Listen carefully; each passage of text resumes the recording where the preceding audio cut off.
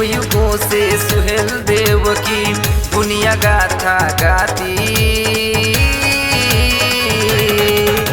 कि जय जय कि जय जय कि जय जय नागवंश की जाति, जय जय राजभर की जाति।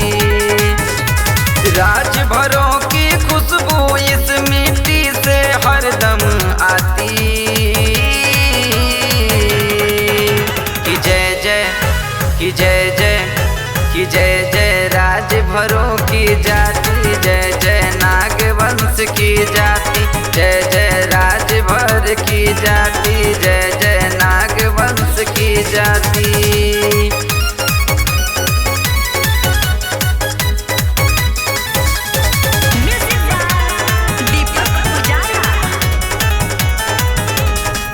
राजभर के राज त चलल बा, आगे भी औरी चली हो। बड़ी निडर होल जाती हो, केहू का राजभर के कली हो। राजभर के राज त चलल बा, आगे भी औरी चली हो। बड़ी निडर होल जाती हो, केहू का राजभर के कली हो। रण में कूद पड़े ले भैया, ठोक के अपन छाती।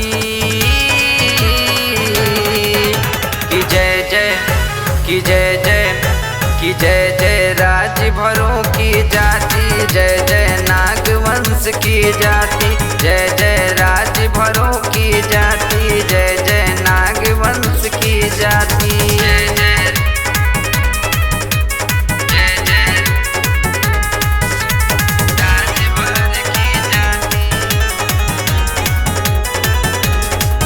केहू आगे नाही टिकल बा, केहू नाही टिकी हो।